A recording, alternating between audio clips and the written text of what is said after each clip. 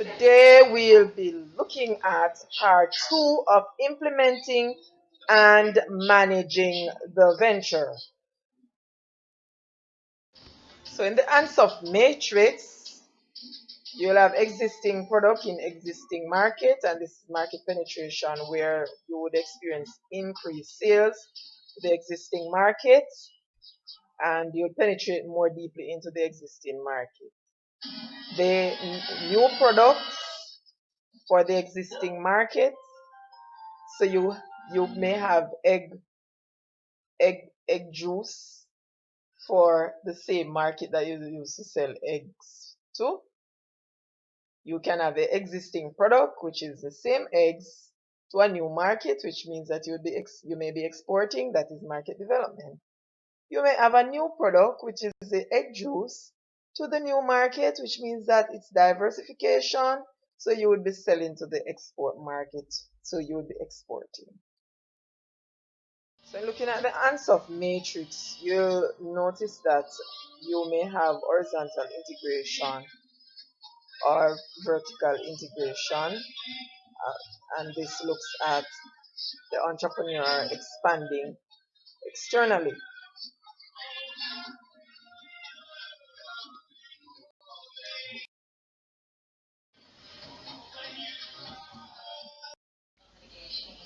She tried hard to steer me away from looking inside the company. Vertical integration now, on the other hand, you can have acquisition of a firm in the same industry but at a different stage of production. So you have the supplier, which is the backward integration as was suggested in part 1, and there's forward or vertical integration. The forward or vertical integration is where you are going to be occupying the distributor. So the person, you take over the distributor, which would be the person who is going to be buying the raw material. So you can always, say for instance, suppose let's just take over ValueMart. ValueMart is a distributor. So if they take it over, that would be a forward vertical integration. Alright? So if they take over Price Smart sells bags of chicken. They can take over that too, and they say, okay, then that would be forward vertical integration. Advantages of vertical integration is that if you take over your distributor, what would that mean? Is that you would always have somewhere to sell your chickens. If you take over your supplier, you would always have raw material, so you can control what is happening in the raw material. As you would see there, the culture of the business, the entrepreneur, the changes in the environment, in the business, the public relations activities, and all of those, the technology that is changing. Those things are the internal environmental activities. And the external ones are those political things you can't control, the macroeconomic factors, the microeconomic factors, the social factors, and the technological factors that you would not be able to control. Political factors, as we look on them in more details, this relates to government activities and political conditions that may affect the business. So when politics is on the rise, you may not be able to distribute certain things or to have your work as in certain colors, just for argument's sake. In some countries, some colors cannot be worn in the political time because persons may say, okay, you're associated with certain company.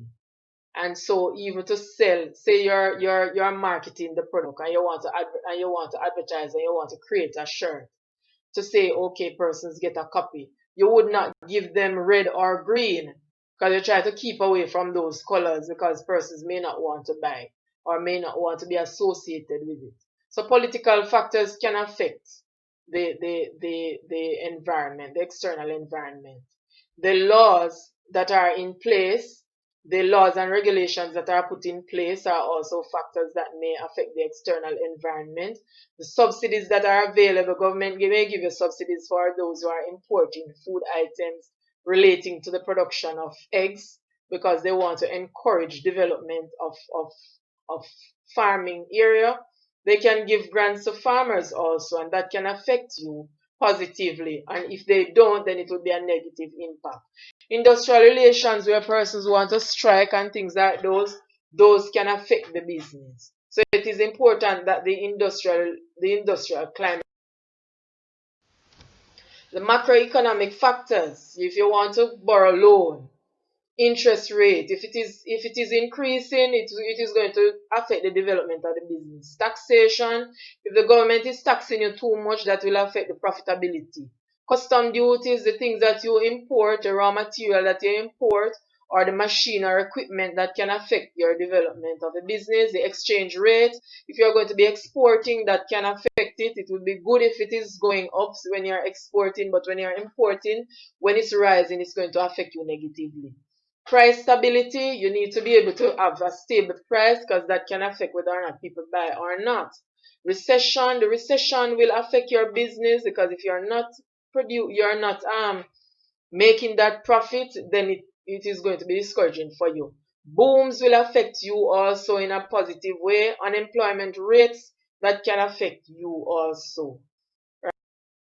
The microeconomic factors now are the competitions, those that are related to other businesses that are in the same environment. The competition, that might mean that you need to up whatever it is that you are doing to ensure that you stay in the market. Consumers taste. So if consumers don't like your type of egg, then that might be a problem, right?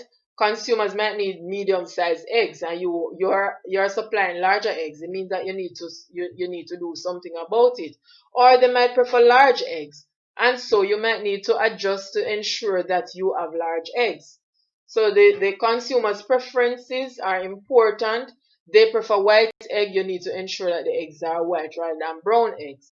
Relationship with suppliers, you need to have a good relationship to ensure that there is availability of raw material at all times if you are not going to be the supplier of your own raw material. Market size is important because you cannot make your business larger than the market size so that you are oversupplying, because it means that your prices will need to be cheaper, right? Demand and supply, so you need to ensure that you manage enough so that where you supply according to the demand, right? So you can't be supplying too much and let there be too much on the market, because social factors affect the attitudes, tendencies and beliefs of the target market. So whoever you're going to be selling to, the the the the social factors would determine how much the people are going to buy. And these social factors include the culture, the religion, the family structure, the age structure, and whether or not they are into health. So culture will determine how much egg people buy, where their culture is for one egg per day or per week. Religion, no egg, or a lot of egg may determine if they buy more. And family structure, big family buy more egg and things like those. Age, the older you get, you probably eat two eggs at each sitting. Alright? That. Internal environment, the human resource, the accounting and finance, the creativity and innovativeness of the business. You can get some innovation from the people in the. So the human resource ensure that there is proper leadership available for workers along with responsibility and shared vision. Workers should be clear as to what exactly they are supposed to do. So it cannot be that they don't know what to do and they have to come each morning to be told. So if I don't turn up, they don't know what to do. Persons should know exactly what they are to do every day, right? Worker remuneration, ensure that they are paid adequately so that they are not discouraged. Recruitment and training, high caliber of workers. Clear roles should be indicated to the workers. Expansion of business should mean change in number and abilities as well as trained and retrained workers. Monitoring of performance of accounting and finance, that is important, and we would have looked at that earlier.